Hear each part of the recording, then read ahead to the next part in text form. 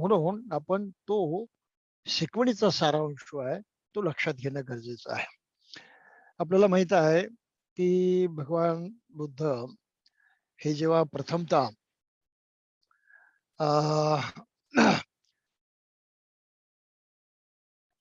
कपिल वस्तूला गेले आणि तो सारा वृत्तांत आपल्याला माहितच आहे, तेव्हा यशोधराने आपल्या महालातूनच भगवंताकडे हात करून आपल्या त्या 7 वर्षाच्या मुलाला भगवंताची ओळख करून दिलेली होती. आणि त्यामध्ये तिनं भगवंताचं सारं जीवन जे आहे, त्यांचं व्यक्तिमत्व, त्यांचे गुणधर्म यांचं वर्णन करून शेवटी काय म्हटले होते ते राहुलला, की हे राहुल, लोकांच्या हितासाठी हा नरवीर म्हणजे तुझा पिता लोकांच्या हितासाठी त्यानं घर सोडलेलं आहे, आणि तू तुझा पिता आहे. तर त्या भिक्खू संघामध्ये अग्रगण्य असणाऱ्या त्या बुद्धाकडे बोट दाखवून तिनं म्हटलं, हा कोण मनुष्य आहे? लोकहिताय गतो नरवीरो, लोकांच्या हितासाठी ज्यानं त्याग केला, घरदार सोडलं, हा नरवीर आहे. त्या पुरुषांच्या मधला सर्वात शूर पुरुष आहे. एसही तुह्य पिता नरसिंह, नरांमधला, माणसांमधला सिंह म्हणजे नरसिंह, असा सिंहस्वरूप पराक्रमी असा हा तुझा पिता आहे. अशा प्रकारे तिने त्यांना ओळख करून दिली आणि सांगितलं की तुझ्या पित्याजवळ 4 रत्नाचे भांडार भरलेले आहेत, घडे भरलेले आहेत, रत्न सुवर्णाचे 4 घडे भरलेले आहेत. हे तू जा आणि त्यांच्याकडे माग, तुझा वारसा म्हणून माग, तुझी विरासत म्हणून माग. आणि हा प्रसंग घडल्यानंतर मग राहुल भगवंताच्या जवळ जातो, त्यांना प्रणाम करतो, सांगतो काय आहे ते. मला आईनं असं असं सांगितलेलं आहे आणि मी आपणाकडे माझा वारसा हक्क मागतो आहे. परंतु भगवंताच्या बरोबर चालत असताना तर ती दुपारची वेळ होती, भगवान भोजन करून निघाले, ती सावली पडलेली होती, ती सावली राहुलच्या अंगावरती पडत होती. राहुलला तो सहवास सुद्धा अतिशय प्रिय, अतिशय सुखकारक वाटला. आणि 7 वर्षाचं ते बालक सुद्धा स्पष्टपणे ते बोलून दाखवून मोकळं झालं. काय बोलून दाखवलं त्यानं? सुखाते समन छाया ती, हे श्रमण म्हणे, तुमची ही छाया सावली सुद्धा मला सुखकारक वाटते म्हणून. याच्यामधून एक आपला अंदाज येईल की भगवंताचं व्यक्तिमत्व किती प्रसन्न होतं आणि त्यांच्या सहवासामध्ये झालेला मनुष्य किती सुखावत असेल, किती शांत होत असेल, किती त्याला सुख वाटत असेल, याचा एक अंदाज आपल्याला याच्यातून निश्चितच घेता येतो. त्यामुळं ही अतिशय महत्वाची घटना आपण जाता लक्षात घेतली पाहिजे. तर जेव्हा वारसा मागितला तेव्हा मग तथागतांनी सारीपुत्ताकडे बघितलं, त्याला म्हटलं की बघ, माझा मुलगा हा माझ्याकडे वारसा मागतो, तर मी त्याला कोणता वारसा देऊ? माझ्याकडे वारसा कोणता आहे? धम्म हाच माझ्याकडे वारसा आहे, दुसरा काही वारसा नाही. मग ते राहुलला सांगतात की माझ्याकडे दुसरा काही वारसा नाही बुवा, हा धम्म जो आहे, हे धम्म जीवन सेवन पद्धती जी आहे, मी ज्याप्रमाणे जगतो आहे, हे बाकीचे भिक्षू ज्याप्रमाणे जगतायत, तो वारसा माझ्याकडे आहे.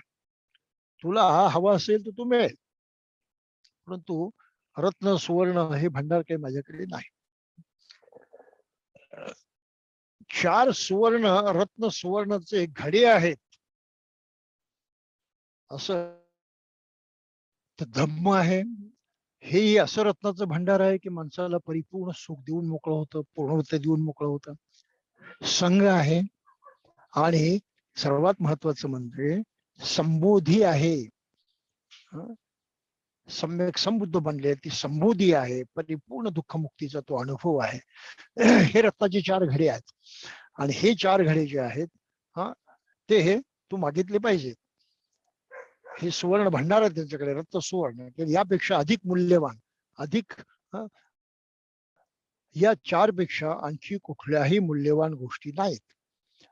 आणि राहुलच्या ते डोक्यामध्ये असेलच. त्यानं हो म्हटलं की मला जो तुम्ही वारसा द्याल. आणि मग राहुलची प्रवज्य झाली, सारीपुत्र त्याचा उपाध्याय झाला आणि बुद्धानं सारीपुत्राच्या सुपूर्त केलं राहुलला प्रशिक्षणासाठी क्षामदेर म्हणून. आता ही बातमी जेव्हा शुद्धोधनाला कळली तेव्हा तो अतिशय हे दुःखी झाला. ताबडतोब बुद्धाला भेटायला आला आणि काय विनंती केली, हे काय केलंस म्हणे, हे माझं राज्य, हे सांभाळणारा तू माझा वारस होता, तू सारं सोडून गेलास.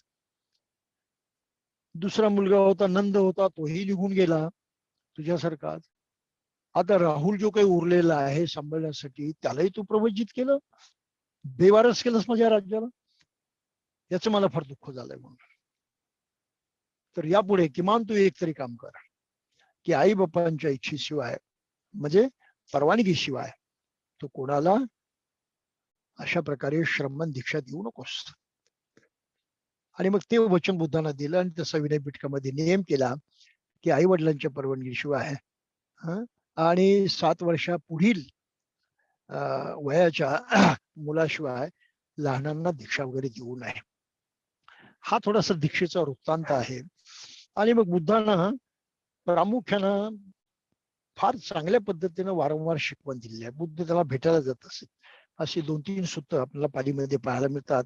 एक अंबलठ्ठिका राहुलोवाद सूत्र आहे. तर या सूत्रामध्ये कर्माप्रती जागरूकता कशी बाळगायची याची उदाहरणं बुद्धानं दिलेली आहेत. ते एकदा असेच भेटायला गेले असताना राहुल त्यांना येताना बघितलं.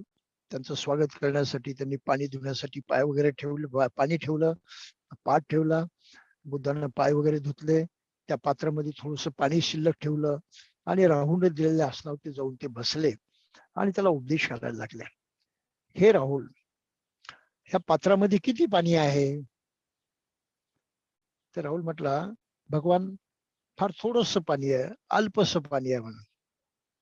आणि मग बुद्ध त्याला म्हणतात की जो मनुष्य खोटं बोलतो श्रमण बनवून, धम्म जीवन स्वीकारून, त्याचं जीवन सुद्धा हे अल्पशा पाण्या इतकं अल्प असतं, क्षुद्र असतं,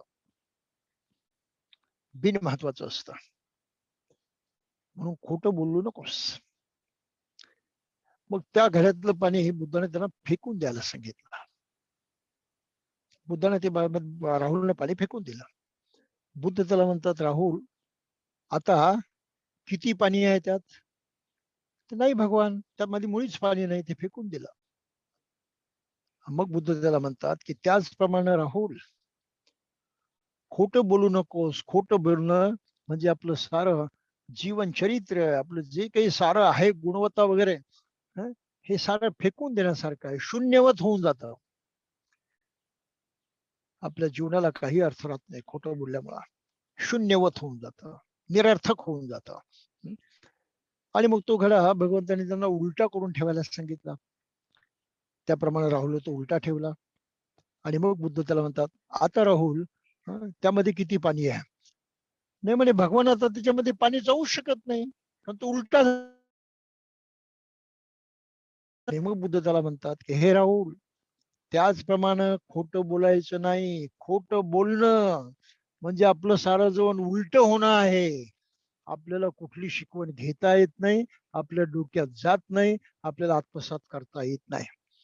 खोटं बोलण्याची प्रवृत्ती इतकी वाईट आहे की त्यामुळं माणसाचं सर्व जीवन उद्ध्वस्त होऊन जातं. ते नुसतं अल्प नाही, क्षुद्र नाही, तर ते उलट्या घाल्यासारखं आहे. त्याच्यामध्ये काही जाऊ शकत नाही, प्रवेशच करू शकत नाही. तुम्ही नीट शिकू शकत नाही, नीट समजू शकत नाही. हा धडा आपण नीट लक्षात यासाठी घेतला पाहिजे की सहजपणे जाता जाता नकळतपणे खोटं बोलण्याची आपल्याकडे प्रवृत्ती असते. आणि जी माणसं जाणून बुजून खोटं बोलतात त्यांची प्रवृत्ती ही अतिशय घातक ठरते. का? तर खोटं बोलण्याच्या सवयीमुळं ते दुसऱ्याची किंमत करत नाहीत. इतरांची किंमत करण्याची वृत्ती त्यांच्यामध्ये राहत नाही शिल्लक. खोटं बोलण्यात त्यांना आनंद वाटतो, तो खेळ वाटतो. त्या खेळाचा ते आनंद घेत राहतात. त्यामुळं खोटं बोलणारी माणसं शिकत नाहीत. अधिकाधिक उद्धटपणा करतील. आपलंच रेटून नेण्याचा प्रयत्न करेल. माझंच खरं. शिकण्याची वृत्तीच नसते. ऐकण्याची वृत्तीच नसते. समजण्याची वृत्तीच नसते. ही वृत्ती जी नैसर्गिकदृष्ट्या निर्माण व्हायला पाहिजे, ती वृत्ती खतम होते, छाटली जाते, उद्ध्वस्त होते, ती खोटं बोलण्याच्या प्रवृत्तीमुळे. हा अतिशय महत्वाचा विषय आपण लक्षात घेतला पाहिजे आणि कायम असं चिंतन केलं पाहिजे, की जीवनामध्ये मला अशी सवय आहे का खोटं बोलण्याची, थापा मारण्याची, वेळ मारून नेण्याची? आणि जर तसं करत असेल, तर तेव्हा विचार करायचा, की ज्याच्याशी मी असं वागतो, त्या माणसाची आपण काय किंमत करतो? खरंच त्याला महत्त्व देतो मनुष्य म्हणून? खरंच त्याला मान देतो मनुष्य म्हणून? खरंच आपण त्याची मनुष्य म्हणून समतेनं वागतो? विचार करा. जसा आपण विचार करायला लागतो, तसं आपल्या लक्षात येते, की नाही, नाही. आपण त्याची काही किंमतच करत नाही. समता तर राहिली दूर. पण त्याला आपल्यासारखं म्हणजे आपल्या योग्यतेचं नाहीच नाही. पण त्याच्याशी बोलावं, त्याचं काही चांगलं चिंतन करावं, कल्याण करावं ही भावना नाही. उलट झालं त्याचं नुकसान करावं यामध्ये आनंद होतो. आनंद होतो नुकसान करण्यामध्ये. आनंद होतो वाईट करण्यामध्ये. याची जर जाणीव आपल्याला झाली, तर मनुष्य खोटं बोलण्यापासून दूर राहण्याचा प्रयत्न करेल. दूर राहता येतं. सगळीकडे खरंच बोललं पाहिजे असं नाही. प्रसंग असेल की खोटं बोलल्याशिवाय पर्याय नाही. गप्प बसा. नका बोलू. टाळा तो. चालू शकतं ते. त्यांना काही बिघडत नाही. पण तू बोललंच पाहिजे असं काही नाही. टाळणं आपल्या हातामध्ये आहे. गप्प बसणं आपल्या हातामध्ये आहे. त्याच्यापासून स्वतःचा बचाव करणं आपल्या हातामध्ये आहे. हा अतिशय महत्वाचा धडा आंबलठ्ठिका राहुल वात सुत्त याच्यामध्ये भगवंतांनी राहुलला दिलेला आहे, की खोटं बोलू नको. आणि मग त्यांनी दुसरी एक उपमा दिली आरशाची. असतो आरसा कशासाठी असतो? आपण आरसा कशाला वापरतो? प्रत्यवेक्षण करण्यासाठी, आपलं प्रतिबिंब पाहण्यासाठी. हं? आणि म्हणून राहुल हे प्रत्यवेक्षण केलं पाहिजे. आपलं प्रतिबिंब बघितलं पाहिजे. आपण कशा प्रकारे जगतोय, आपलं जीवन कसं आहे, हे आपण नीट समजून उमजून चांगल्या प्रकारे जगण्याचा प्रयत्न केला पाहिजे. मग काय पाहायचं आपण आरशामध्ये? काय पाहायचं? राहुल आपलं कर्म पाहायचं. की मी जे काही कार्य करतोय, कर्म करतो आहे, शरीरानं करतोय, वाचानं करतोय, मनानं करतोय. हे जे मी कर्म करायला निघालो आहे, यामधून दुःख निर्माण होईल का? माझ्यासाठी, दुसऱ्यासाठी दुःख निर्माण तर होणार नाही किंवा आम्हा दोघांच्यासाठी तर दुःख निर्माण होणार नाही. जर माझ्यासाठी दुःख होणार असेल, दुसऱ्याच्यासाठी दुःख होणार असेल आणि दोघांनाही दुःखकारक किंवा अप्रिय असा अनुभव त्यातून येणार असेल, तर मी ते करणार नाही. हं? असं प्रत्यवेक्षण ते आरशामध्ये बघून कर, की माझी प्रतिमा ही अशी असली पाहिजे. दुःख निर्माण करणारी नको. दुसरा प्रश्न विचार, की जे मी आता जे काही कर्म करतो आहे, या क्षणी जे काही करतो आहे, हे जे करतो आहे, त्यामधून असंच अप्रिय निर्माण होईल का? माझ्यासाठी, दुसऱ्यासाठी आणि दोघांच्याही साठी? जर ते अप्रिय निर्माण होणार असेल, तर मी ते कर्म नाही करणार. हं. माझी प्रतिमा स्वच्छ असली पाहिजे. ती अशी कलंकित असता कामा नये, याचीही मी काळजी घेईल. आणि मग जे काही मी पूर्वी कर्म केलेलं आहे, हं, ते कर्म तपासून पहा, की ते आपल्या स्वतःच्या सुखाचं होतं का? आपल्या दुसऱ्याच्या सुखाचं होतं का? की दोघांच्याही दुःखाचं होतं? जर ते दोघांच्याही दुःखाचं असेल, तर तसं कर्म मी कधी परत करणार नाही. अशा प्रकारची शिकवण तू घेतली पाहिजे. अशा प्रकारे स्वतःचं प्रत्यवेक्षण केलं पाहिजे. आरशामध्ये स्वतःची प्रतिमा तपासली पाहिजे. हा अतिशय महत्वाचा धडा बुद्धाने इथे दिलेला आहे की कर्म करताना आपण इतकं जागरूक राहिलं पाहिजे आणि जे आपण शरीराने कर्म करतो, वाचेने कर्म करतो, मनाने कर्म करतो, ते कुशल असलं पाहिजे. तो कुशल आचरण बुद्धाला राहुलला पहिल्यापासून शिकवलेलं आहे. ती अतिशय महत्वाची गोष्ट जी आहे ती आपण घेतली पाहिजे. तर कर्म हे 3 प्रकारे होतं. मनानं होतं, शरीरानं होतं, मनानं होतं आणि वाचन होतं. त्या तिन्ही प्रकारचं कर्म आपण सुधारलं पाहिजे. म्हणून राहुलला त्यांनी काय शिकवण दिली, की पारखून, आरखून, पारखून, तपासून मी माझं शारीरिक कर्म सुधारेल. पारखून, तपासून मी माझं वाचिक कर्म सुधारेल. पारखून, सुधारून मी माझं मानसिक कर्म सुधारेल. त्यामुळे कर्म करताना किती जागरूकता बाळगली पाहिजे त्याचा हे अतिशय महत्वाचा आदर्श बुद्धांना पुढे ठेवलेला आहे. आणि अशा प्रकारची इतरही शिकवण बुद्धांना राहुलला दिलेली आहे. आणि राहुल या बाबतीमध्ये राहुलची प्रसिद्धी होती. राहुल शिक्षामानामध्ये, शिकण्यामध्ये अग्रसर होता. राहुल शिकण्यामध्ये अग्रसर होता, शिक्षा कामी होता असं म्हटलं जातं. आणि हे त्यानं फार बारकाईनं पाळलं आयुष्यभर. 1-2 प्रसंग असे मजेशीर आहेत पहा, की एकदा राहुलला ज्या विहारात राहत होता तिथे राहायला जागाच नव्हती. आणि सारे भिक्षू जे सिनियर होते किंवा ज्युनियर होते कोणी असतील ते सारे आपापल्या म्हणूया की कुटीमध्ये किंवा त्या सुरक्षित ठिकाणी शय्यासनावरती जाऊन झोपलेले होते. राहुलला कुठे जागाच नाही. आणि छप्परच नाही राहुलच्या डोक्यावरती. अखेरकर हा राहुल जो आहे तो शौचालयाच्या रूम मध्ये जाऊन झोपला. आणि गंमत अशी घडली की बुद्ध दुसऱ्या दिवशी गेले आणि त्यांनाही शौचालयाचा वापर करायचा होता. जनताघर, त्याला जनताघर म्हणतात पालीमध्ये. त्यांनी जनताघराचा दरवाजा वाजवला. आतमधून दरवाजा बंद होता. बुद्धानं तो दरवाजा वाजवल्यावरती काही वेळानं राहुलनं दरवाजा उघडला. आणि मग बुद्ध त्याला म्हणतात की तू इथे कसा काय? तर राहुल त्यांना नम्रपणे सांगतो की मला विहारामध्ये कुठेच राहायला जागा नव्हती, म्हणून माझी रात्र जी आहे ती इथे मी घालवली, मी इथे झोपलो होतो. बुद्धाला अतिशय वाईट वाटलं.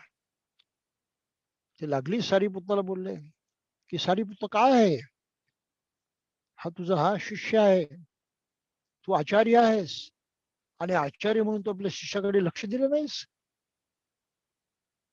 तो कुठे झोपतोय, कुठे राहतो, काय करतो याची तुला पर्वा नाही. अक्षरशः सारीपुत्ताला बुद्धानं दोष दिला. आणि मग आचार्यानं श्रमणाशी कसं वागायचं, श्रामणेरशी कसं वागायचं याचे नियम जे आहेत ते विनय पिटकामध्ये आपल्याला केलेले पाहायला मिळतात. त्या पाठीमागे अशा काही घटना घडलेल्या आहेत की आचार्यानं श्रामणेराची मुलासारखी काळजी घेतली पाहिजे. त्याच्या साऱ्या बारीक गोष्टी बघितल्या पाहिजेत, त्याची सुरक्षा बघितली पाहिजे, त्याचा आराम बघितला पाहिजे, त्याच्या गरजा हा लक्षात घेतला पाहिजे आणि त्याला पुत्राप्रमाणे वागवून तयार केलं पाहिजे. त्याच्याकडे दुर्लक्ष करता कामा नये. आणि त्याचप्रमाणे श्रामणेरानं सुद्धा आचार्याची तशाच प्रकारे सेवा केली पाहिजे की आपल्या पित्या समान मानून त्यांच्या सर्व गरजांच्यासाठी त्यांना कायम उपस्थित राहिलं पाहिजे.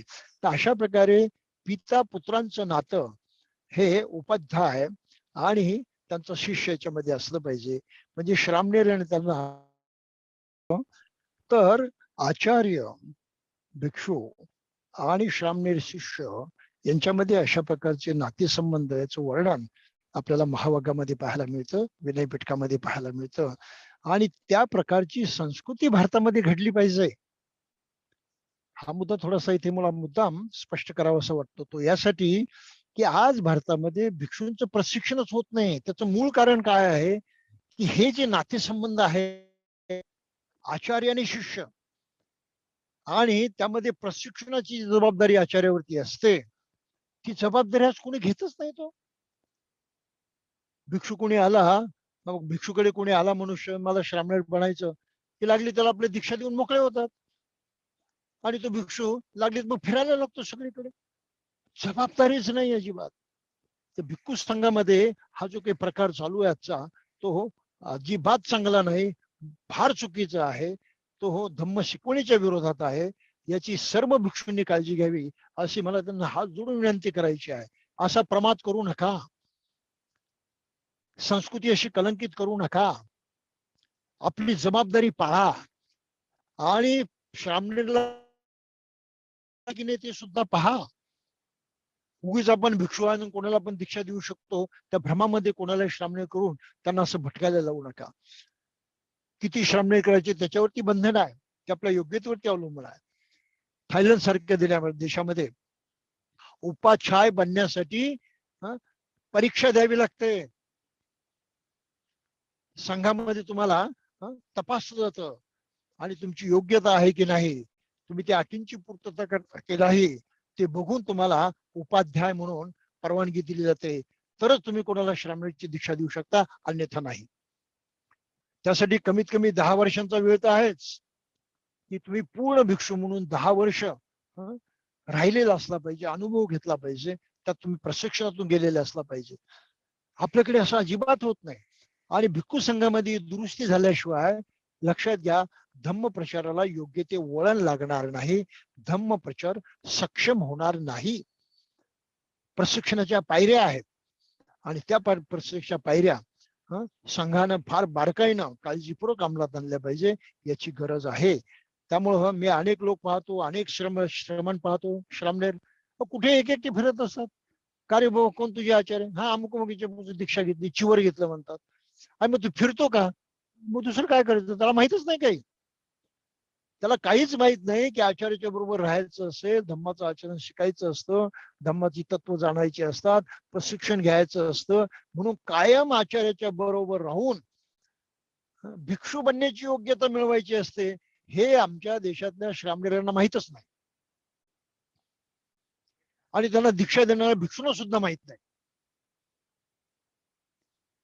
हा जो प्रकार आहे तो प्रकार कुठेतरी थांबला पाहिजे. आणि त्या दृष्टीनं राहुलची गोष्ट जी आहे भगवंतांच्या मुखातून आलेली, की आचार्य आणि शिष्यांची परंपरा कशी असावी, त्याचा आपण कटसून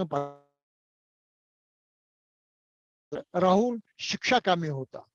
आपल्या आचार्याचा तो अतिशय आदर करत असे, अतिशय सन्मान करत असे आणि त्यांच्या प्रती सतत कृतज्ञतेनं कुठलीही तक्रार न करता, अन्याय असला तरी सहन करत शिकण्याची तो सातत्यानं कोशिश करत असे, प्रयत्न करत असे.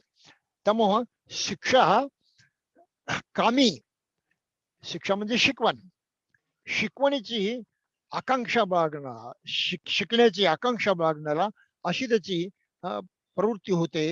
हे फार महत्वाचं आहे. आता बुद्ध या बाबतीमध्ये किती कठोर होते ते सुद्धा पहा. राहुलच्याच बाबतीमध्ये एक प्रसंग घडलेला आहे, की हाच प्रसंग झाला. सारीपुत्ताला बुद्धानं अशा प्रकारे सुनावलं की तुझं कर्तव्य तू बजावत नाही शिक, म्हणून तू ते केलं पाहिजे. तसं दुसरा एक मोठा असाच प्रसंग झाला होता सारीपुत्ताच्याच बाबतीमध्ये.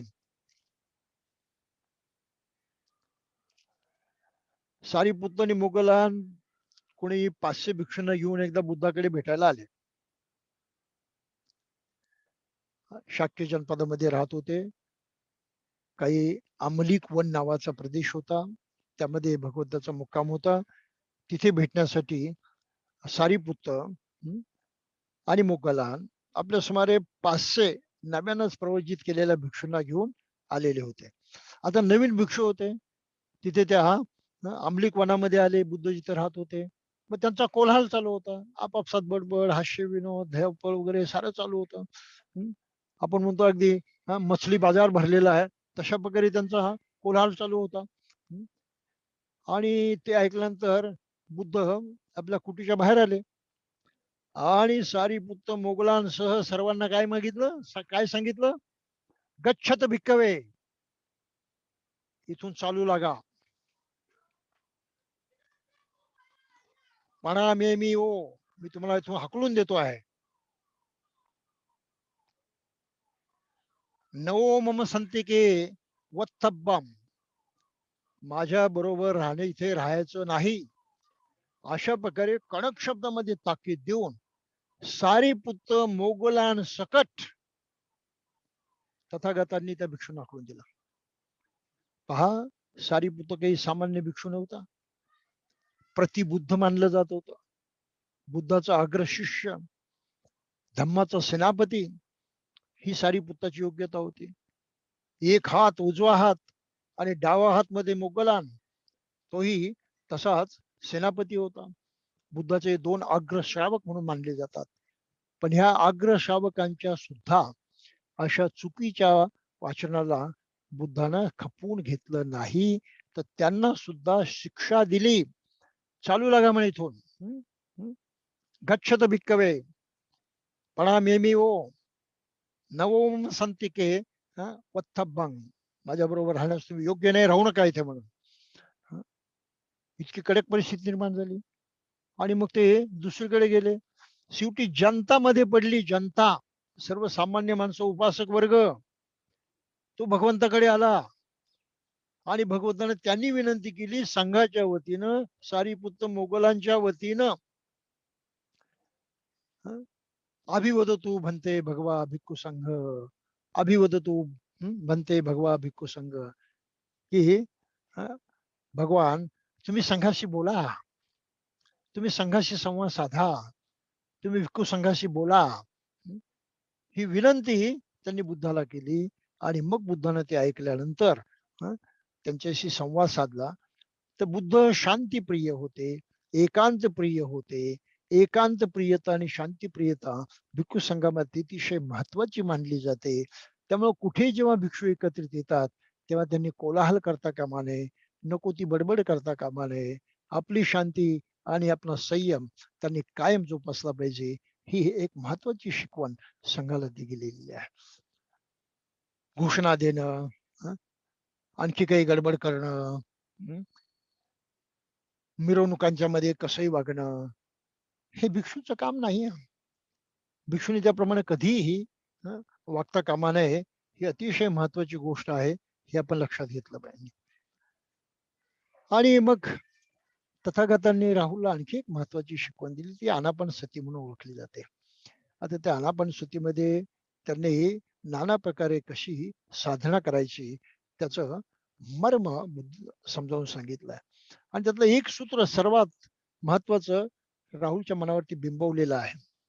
यं किंची समुदय धम्मं सब्बा ते निरोध धम्मं, असं म्हटलेलं आहे की जे उत्पन्न होतं ते नष्ट होण्यासारखं असतं, नष्ट होणारं असतं.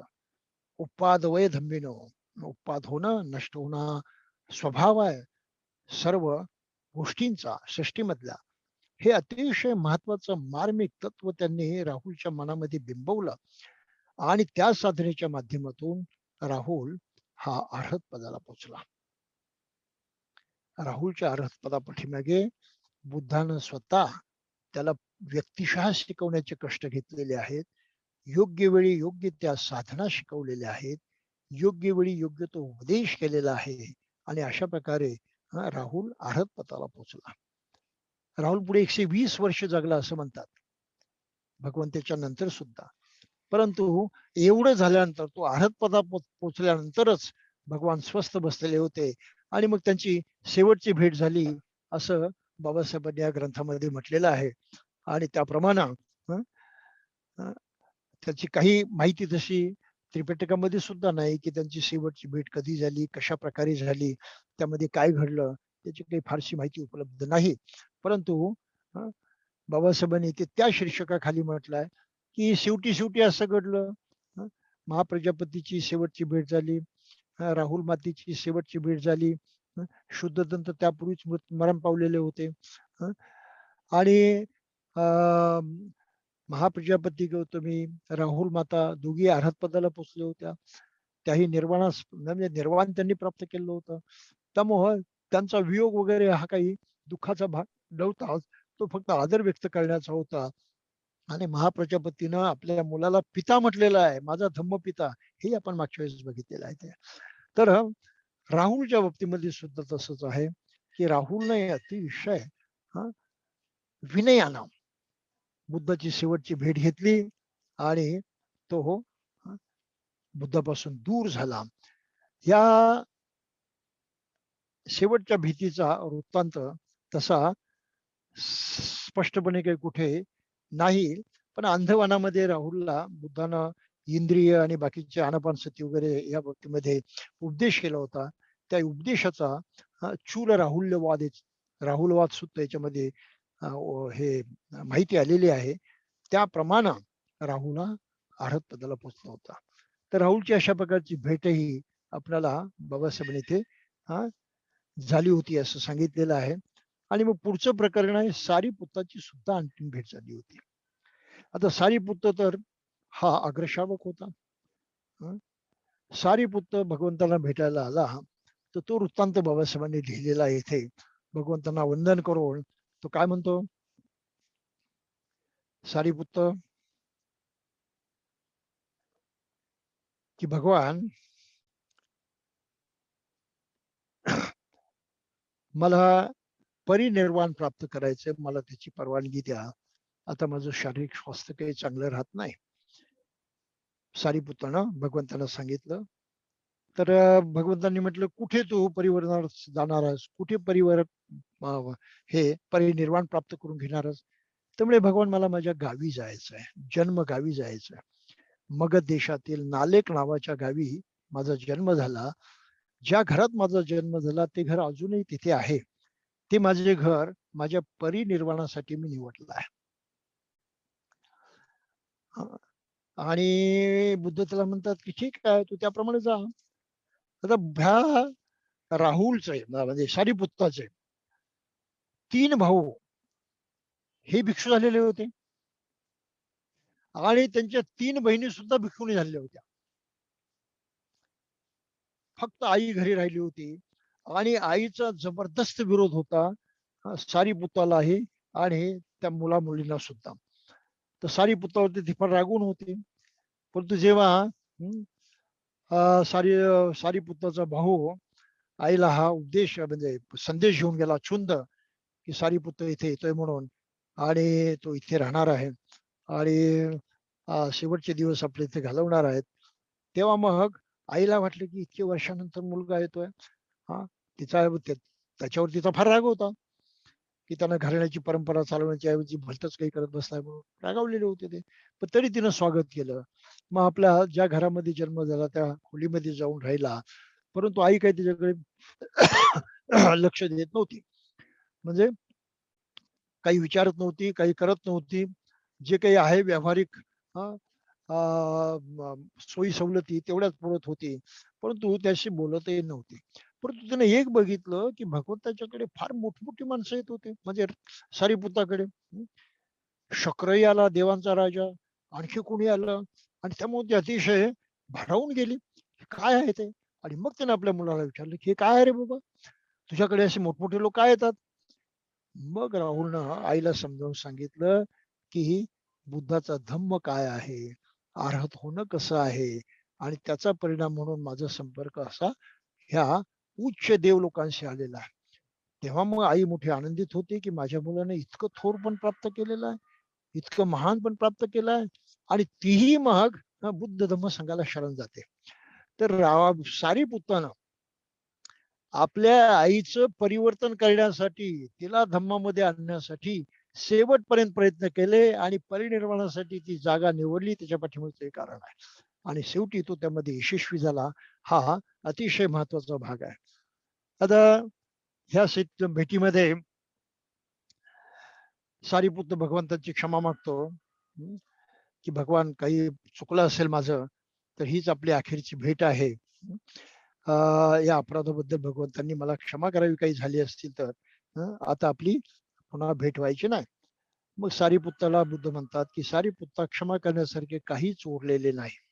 आणि मग तो आपलं शेवटचं दर्शन घेऊन आपल्या गावी निघून गेला आणि तिथे त्याचे महापरिनिर्वाण झालं, म्हणजे परिनिर्वाण झालं आणि तिथे त्याचे 10 संस्कार झाले. त्याच्या अस्थी मग त्यांचे भाऊ भगवंताच्याकडे घेऊन आले आणि भगवंताने सारीपुत्ताचा प्रचंड गौरव केला. अग्र सारीपुत्त सर्वांच्या मध्ये अग्र हे अतिशय महत्वाचं असं पद किंवा प्रतिष्ठा बुद्धाने दिली होती. एत दग्गंग महापय्यानं, माझे जे महाप्रज्ञावान श्रावक श्राविका आहेत त्यामध्ये सर्वात अग्रगण्य म्हणजे धम्म सेनापती सारीपुत्त होता. एत दग्गंग महापय्यानं, महाप्रज्ञावानांच्या मध्ये हा अग्रगण्य होता. ही अतिशय महत्वाची म्हणूया की सारीपुत्ताची ख्याती होती आणि ती बुद्धांना सर्वांच्या समोर प्रकट केली होती. सारीपुत्ताचा तसा गौरव केला होता. आता इथे जरा एक वाक्य जे आहे ते माणसाला जरा गडबड करणारं आहे असं मला वाटतं, परंतु तो अनुवादातला किंवा इथे टाईप करण्यामधला घोटाळा असेल का. इथे एक वाक्य असं आलेलं आहे, पुनर्जन्मावरती आपला विश्वास नाही त्या अर्थी हीच आपली अंतिम भेट. माझ्या अपराधाबद्दल भगवंतांनी मला क्षमा करावी, माझी अखेर आता समीप आली आहे असं सारीपुत्त म्हणतो, असं बाबासाहेबांनी याच्यामध्ये लिहिलेलं आहे. आता ते पुनर्जन्मावरती आपला विश्वास नाही असे शब्द प्रयोग नाहीत. तर जो अर्हत पदाला पोहोचला त्याचा पुनर्जन्म होत नाही. म्हणजे सारीपुत्ताच्या तोंडी कोणते शब्द असतील की माझा अंतिम जन्म आहे, आता माझा काही पुनर्जन्म होणार नाही आणि आपली काही पुन्हा भेट होणार नाही, कारण तुमचाही पुनर्जन्म होणार नाही. तर हे थोडस लोकांच्या मनामध्ये गोंधळ निर्माण करणारं वाक्य आहे. त्याबाबत जरा आपण ही सावधानता बाळगायची. नुसते शब्दांची खेळ करत बसत सारीपुत्ताला पुनर्जन्म मान्य नव्हता अशा प्रकारे लोकांच्या मध्ये संभ्रम पसरवण्याचं काम करू नये असं मला वाटतं. असं लोक करतात. अरे सारीपुत्त सुद्धा पुनर्जन्म मानत नव्हता. कशावरून? पहा बाबासाहेबांचा ग्रंथ अमुक अमुक आणि त्याच्यावरच हे 405 पान तिथे स्पष्ट शब्दात लिहिलेलं आहे, असे बोलणारे लोक आहेत. आता ही टायपिंग एरर आहे की आणखी कुठली एरर आहे, कशामुळे ते घडलेलं आहे याचा काही विचार करत नाही. इतर तर बाबासाहेब निब्बाणाबद्दल बोलतात, पुनर्जन्म होणार नसतो त्यांचा हे जाणतात. जन्म पुनर्जन्मावरती त्यांनी प्रकरण लिहिलेलं आहे की आत्मा नसला तरी पुनर्जन्म होतो असं म्हणतात, आणि इथे ते असं लिहितील का? तर इथे जे घडलेलं आहे ते असं की ज्यांना निब्बाण प्राप्त झालेलं आहे त्यांचा पुनर्जन्म होत नाही. ही परंपरा आहे, ही शिकवण आहे बुद्ध धर्मातली. तशाच अर्थाचं वाक्य इथे असलं पाहिजे. परंतु छापण्यामध्ये किंवा टाईप करण्यामध्ये काय गडबड झाली ती माहित नाही. बाबासाहेब स्वतः असं काही लिहिणार नाही, हे आपण थोडस लक्षात घेतलं पाहिजे. आणि बाबासाहेबांच्या नावानं असा कुठे जर अपप्रचार केला जात असेल तर त्याला आपण रोखलं पाहिजे. हेही जाता जाता आपण फार महत्वाचं तत्व लक्षात ठेवलं पाहिजे. आणि सारीपुत्तानं मग भगवंतांना म्हटलं की भगवान, जेव्हा आपलं पहिलं दर्शन घडलं तेव्हा मला आनंद झाला. आता आपले दर्शन झाले त्यामुळे मला अत्यानंद झाला. आपले हे शेवटचे दर्शन आहे हे मी जाणून आहे, पुन्हा आपलं दर्शन होणार नाही.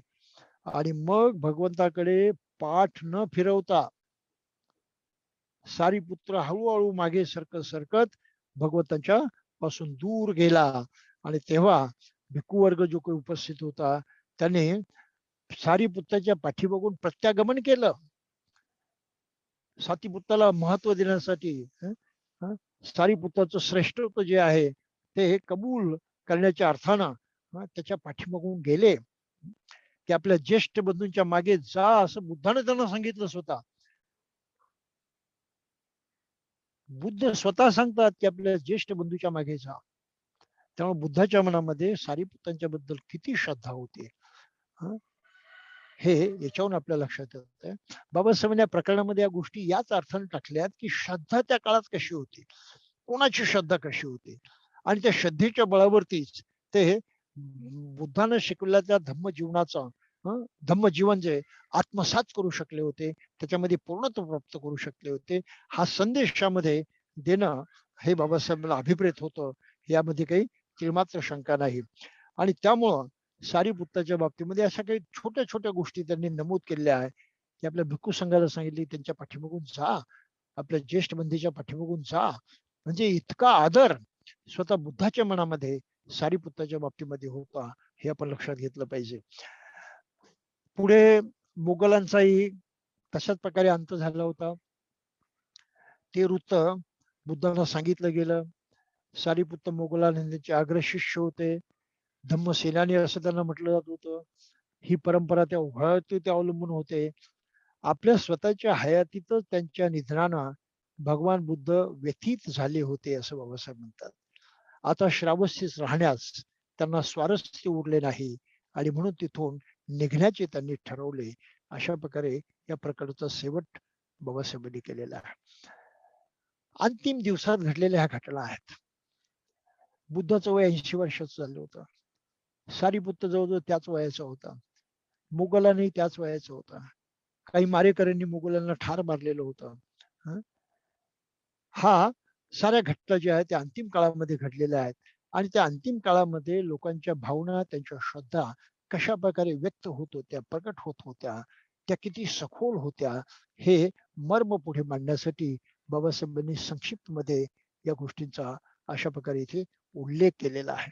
त्यामुळं श्रद्धा बुद्ध धर्मामधली काय आहे हे थोडस आपण पुन्हा लक्षात घेऊ. मागे मी आपल्याला सांगितलं की बुद्धानं जे शिकवलं त्यावरती त्याची खात्री पटणं, ती पटवून घ्यायची आहे.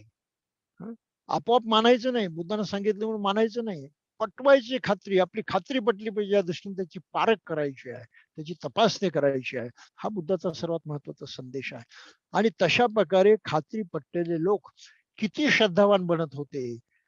हे पक्क खरं आहे, याशिवाय दुसरं नाहीच काही, असं म्हणून त्यासाठी कसे स्वतःला समर्पित करत होते, स्वतःला वाहून घेत होते, त्याची ही अतिशय मोजकी उदाहरण आपल्या पुढे इथे मांडली गेलेली आहेत. त्यामुळं ही श्रद्धा वाढायची असेल तर आपल्याला पुन्हा एकदा महत्वाची भूमिका निभावली पाहिजे. त्या भूमिकेमध्ये नंबर 1 युनिसो मनसिकार, विचार चिंतन मनन करून बुद्ध धर्म आपण जाणला पाहिजे. केवळ ऐकलं म्हणून त्यावर विश्वास नाही ठेवायचा, त्याचं मर्म जाणलं पाहिजे. त्याची असलियत, त्याच्या पाठीमागे काय तत्व लपलेलं आहे आणि ते किती सत्य आहे याबद्दल आपल्याला खात्री पटली पाहिजे. अशी सामान्य माणसाची खात्री पटवण्याची पद्धती म्हणजे धम्मप्रचार आहे. धम्मप्रचार करायचा आहे, नुसतंच बुद्धाचे शब्द लोकांच्या पुढे घोकायचे नाहीत, मांडायचे नाहीत, तर त्यांच्या मनामध्ये त्या शिकवणीबद्दल खात्री पटेल, त्यांना विश्वास वाटेल, अरे हे बरोबरच आहे, याबद्दल त्यांच्या मनात शंका राहणार नाही. अशा प्रकारे त्यांचा विश्वास पटेल हा प्रयत्न करणं, तशा प्रकारे लोकांना शिकवणं, याला धम्मप्रचार म्हणतात. धम्मप्रचार सामान्य गोष्ट नाही. जी पालीमध्ये सूत्र म्हणतात, परित्राण पाठ केले जातात, कर्मकांड झालं ते का? परित्राण पाठामध्ये ते पाली भाषेत आहेत. आज कोणाला पाली भाषा येत नाही आणि ते तुम्ही किती तासनतास घोकमपट्टी केली तर माणसाला काही कळत नाही. त्याच्यामध्ये कळलंच नाही तर श्रद्धा कशी वाढेल, विश्वास कसा बसेल, खरं कुठं कसं समजेल. म्हणून या कर्मकांडाच्या बाबतीमध्ये सुद्धा आपण सावधान राहिलेलं पाहिजे. बुद्धाने या कर्मकांडाला महत्व नाही दिलं, उलट कर्मकांडामध्ये अडकला, तो अज्ञानामध्ये अडकला, तो श्रोतापन्न सुद्धा होऊ शकत नाही, अशी भगवान बुद्धांची भूमिका आहे. म्हणून आपण काय कर्मकांड करतो त्याकडे लक्ष दिलं पाहिजे आणि कर्मकांडाच्या ऐवजी आपल्याला माणसाच्या मनातल्या श्रद्धा जागवता आल्या पाहिजेत, त्यांचा विश्वास पटवता आला पाहिजे, त्यांची खात्री पटवता आली पाहिजे. मी हे वारंवार यासाठी सांगू इच्छितो की आज शिक्षणाचं प्रमाण खूप वाढलेलं आहे, सुधारणेचं प्रमाण खूप वाढलेलं आहे. लोक काही चांगलं करू इच्छितात, चांगलं मिळवू इच्छितात, ती प्रवृत्ती सुद्धा वाढलेली आहे. आणि असं असून सुद्धा बाबासाहेबांना मानणारा समाज बुद्ध धर्मापासून दूर आहे. बौद्ध बनायला लोक तयार नाहीत. बौद्धांची संख्या वाढवण्यासाठी आमचे काही नेते मंडळी सांगत असतात, असं करा तसं करा. त्या गोष्टीला काही महत्व नाही. महत्व कशाला? तुम्ही नीट बौद्ध बना, याला त्याच्यावरती कोणी जोर देत नाही. त्यावरती कोणी जोर देत नाही. मनुष्य नीट बौद्ध बनला तर आपोआप बाकीच्या सुधारणा होतील. ह्याच काही टेक्निकल बाबी आहेत व्यवहारामधल्या, त्यावरती लोक स्वतः मात करतील. पण त्यांना श्रद्धावान बौद्ध तरी बनवा पहिले. मुख्य काम ते आहे. मग तुम्ही सर्टिफिकेट तपासत बसता, तुम्ही डॉक्युमेंट तपासत बसता, तुम्ही आणखी काही तपासत बसता, सेन्सस मध्ये असला तसं सांगत राहा. हा सांगण्याला काही अर्थ नाही, काही किंमत नाही. मनुष्य घडवा. मनुष्य घडवायचं असेल तर त्याच्यामध्ये बुद्ध धर्माबद्दल खात्री पटेल असा विश्वास निर्माण पडा, ही श्रद्धा जागवा.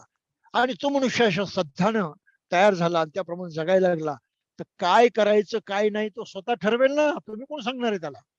काय सांगण्याची गरज आहे? जी परिस्थिती येईल त्या परिस्थितीला तोंड देण्यामध्ये तो समर्थ असेल, त्या परिस्थितीला तो तोंड देऊ शकेल, काय करायचं तो ठरवू शकेल. तुम्ही आज्ञा देऊ नका, तुम्ही हुकूम देऊ नका, ही परिस्थिती आहे. तर हे काम जे आहे हे श्रद्धा जागवण्याचं किती महत्वाचं आहे, माणसाला आचरणशील बौद्ध बनवण्याचं किती महत्वाचं आहे, हे पुन्हा एकदा लक्षात घ्या.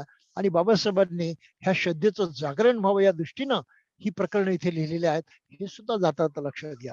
ही त्यांना अगोदर लिहिता आली असती, पण नाही, त्यांनी ती योग्य वेळी लिहिली आहेत की एवढं सारं बुद्धाचं चरित्र जाणलं, त्यांची शिकवण जाणली, त्यांच्या जीवनातल्या घडामोडी जाणल्या, तत्वज्ञानाची चर्चा केली आणि मग प्रत्यक्ष त्याचा लाभ उठवणारे जे होते त्यांची मानसिकता काय होती, त्यांचं जीवन कसं घडलं, ते कसं जगले, त्याची उदाहरणं म्हणून बाबासाहेबांनी इथे मोजकी प्रकरणं लिहिलेली आहेत.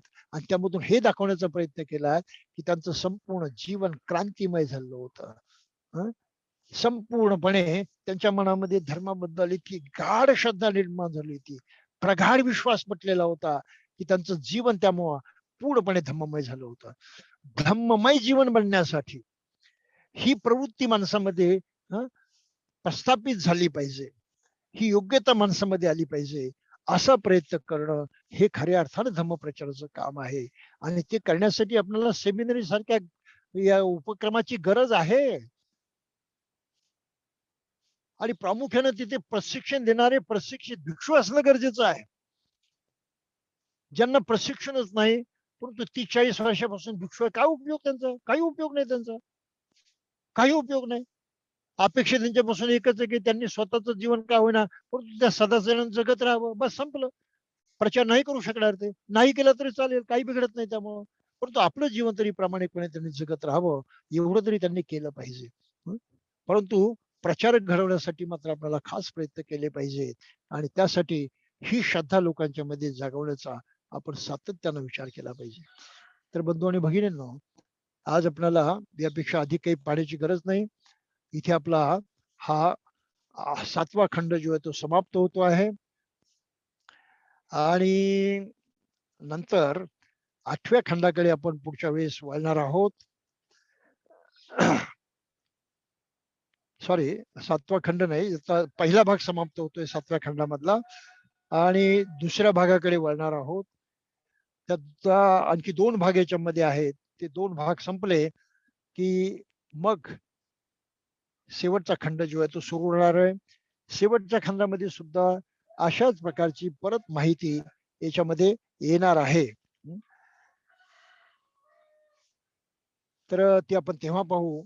पण तूर्त आपण बुद्धाच्या ह्या धम्माच्या बाबतीमध्ये श्रद्धावान बनणं किती आवश्यक आहे, खात्री पटणं किती आवश्यक आहे, बुद्धाच्या शिकवणीचा विश्वास पटणं कसं आवश्यक आहे आणि तो विश्वास स्वीकारून त्याप्रमाणे आपलं जीवन घडवण्यासाठी प्रयत्नशील बनणं किती आवश्यक आहे, ते एवढ्या प्रकारावर आपण लक्षात घ्यावं आणि त्याप्रमाणे चिंतन मनन करीत आपलं जीवन घडवण्याचा प्रयत्न करावा, एवढीच मी अपेक्षा बाळगतो.